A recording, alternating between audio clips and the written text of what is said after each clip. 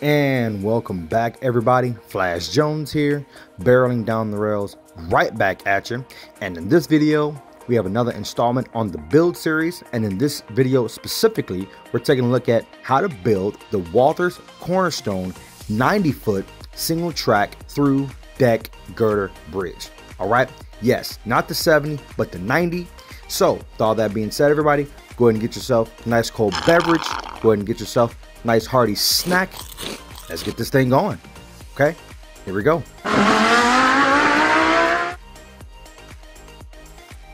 All right, so like I said, in this one, we're building the 90-foot bridge, not the 70. Obviously, you're gonna want your kit. Next, you're gonna want to have a good glue for gluing plastics. That's gonna enable you to have some play time when gluing. That way, you have time to make some minor adjustments if need be. Okay, second, third, you're gonna want to have a nice sharp hobby knife. I'm using the Exacto blade that has the gold edge. Doesn't have to be the gold edge, but you're gonna want to have a nice sharp hobby knife.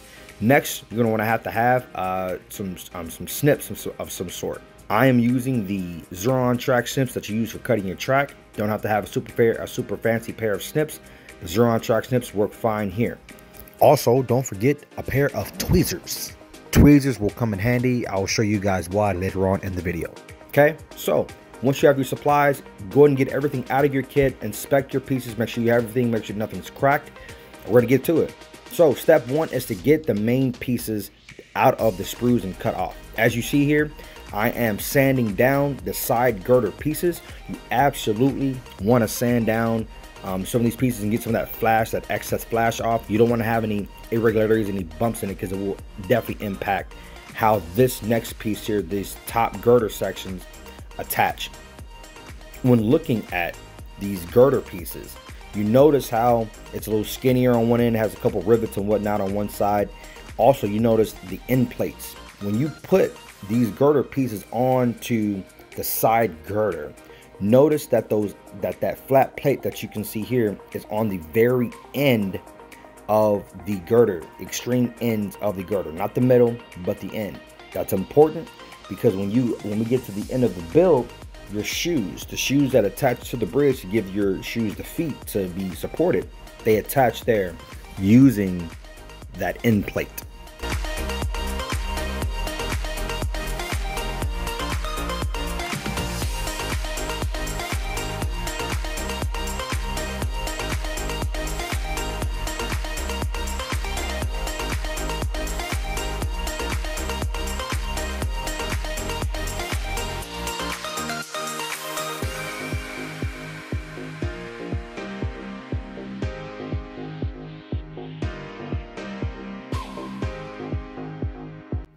So a little bit of a side note, not super important, but when putting these top plates, end plates, and side plates on the side girder, when looking at these strips like this one here specifically, earlier on in the video I showed that on the bottom side that attaches to the side girder, you have the pieces that actually have on one side there's 2 rivets and on the other side it's 1 rivet and a line. I want to say that the skinnier side is the side that's glued to the inside of the girder section to give it the appearance that there's more hanging over the outside, to give the bridge a little bit more definition, if you will.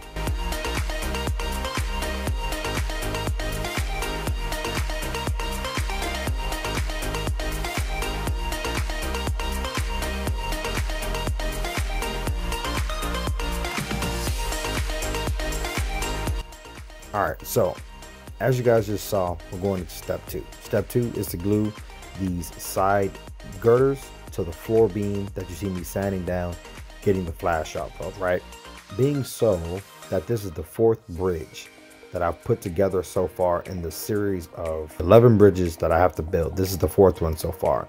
The 270s and the 290s, they're extremely similar, but there are some differences, especially as you can see here in these knee braces. The knee braces are a little bit different, but they go on in the same sort of fashion, right?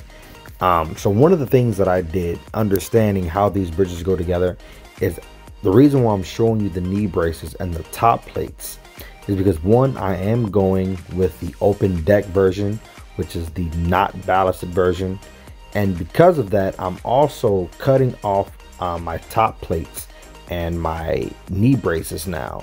Now, yes, I am kind of skipping down further in the instructions, and I'll show you guys that here. But why am I doing this is because, one, I know how the bridges go together, and second, for anybody who's put together any of these kits before, we all know potentially the most annoying thing about putting any kind of kit together is having to constantly stop to cut and sand down your parts to get the flash off. So in my mind, I like to consolidate things. So if I can cut pieces off in bulk and keep track of them, then I will do that in order to save time overall. The entire project of this build, I shot this video in one fell swoop. So I think it was about an hour and a half from start to finish, cutting, sanding, assembling, and drying this bridge. An hour and a half, and I never stopped. Once the camera started rolling, we never stopped until the video was done, until the bridge was the bridge was completely assembled. So this is the method that I used, and for me, it works. Showing you guys here the difference between unsanded and sanded knee braces. That bottom edge that I just showed you, that's the edge that goes perpendicular to your floor deck and goes up against the side of the side girder on the inside. If you have any flash there and that has that little nib, that little knob on the end, it's not going to create a flush seal against the side girder. So you want to sand that off. That way those knee braces are seated properly, and will also allow the glue to adhere properly as well.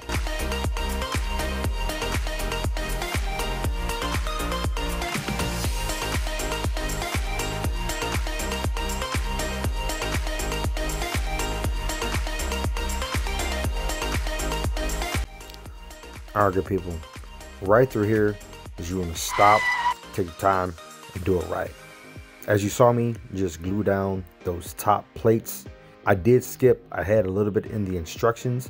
The top plates are not supposed to go on until a little bit later on, but as you can see, by gluing down those top plates, those side girders go on and seat darn near perfectly at 90 degrees. I don't even think I had to manipulate the side girders at all to get them to adhere to a 90-degree angle. They were practically dead on with gluing the top plates down first. And like I said, I tried that out on the 90-footer, the first 90-footer, and it worked out perfectly. So I did that on the second one for you guys also to see. And as you can see, it works out quite perfectly. It just takes a little bit of jumping ahead in the instructions and being okay with that to accomplish that.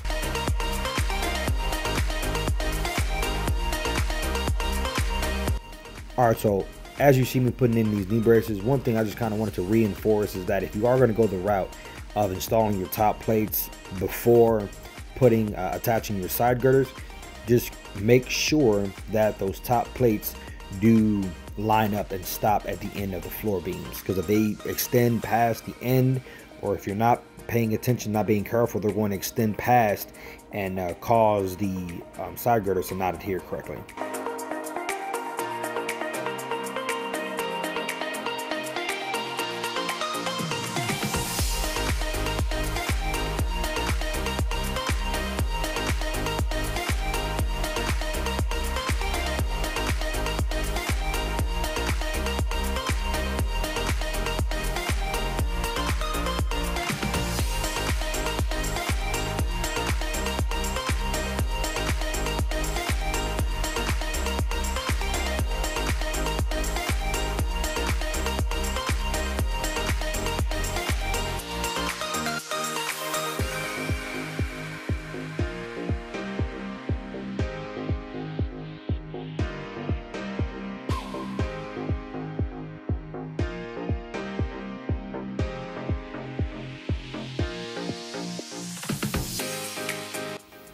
All right, folks, and another thing that I wanted to kind of reinforce is, you see I'm kind of giving you guys a lot of time to see how these knee braces install. You guys can see how there's a little bit of a groove on the top of the top plate, right? When you're putting your knee braces, and you're attaching them, I should say, though the bottom corner of the knee brace lines up and slides through that groove and butts up against the side girder. Now having the floor beams, top plates, knee braces, and side girders all attached, you guys can see that everything is still squared up correctly at a 90-degree angle, and you can see how kind of really nifty and slick it looks shooting through the center of the bridge.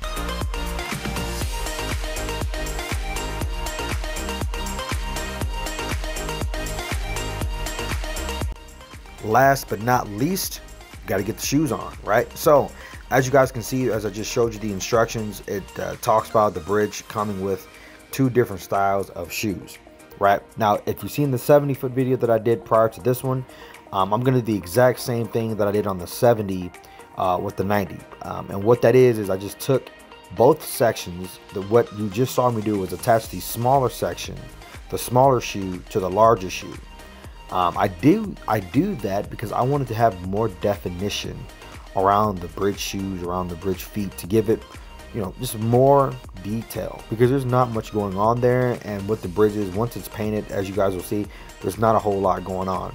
And looking at this thing close up, you can see what it looks like to have the smaller bridge, the smaller shoe, which is on top, and the larger shoe on the bottom.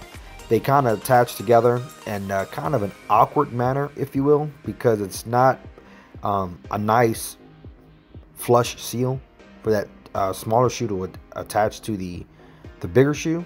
But if you use the right glue and you give it some time to set up, it sets up just fine. And obviously throughout this entire video, don't ever worry about the shininess from the glue or the, you know, scratchiness from the sandpaper when having to get that flash off. When it gets painted, as I'll show you guys the finished result, you'll see you don't see any of that stuff anymore. Bridge looks pretty sweet after it's painted with the spray paint that I used.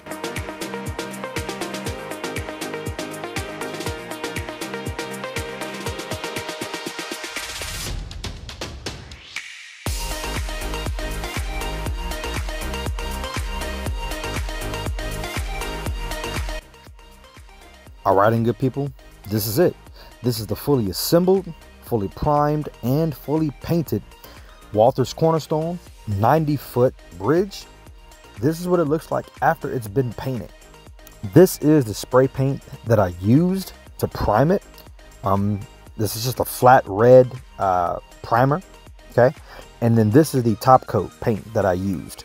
It's a metallic black, bronzy, blackish kind of color.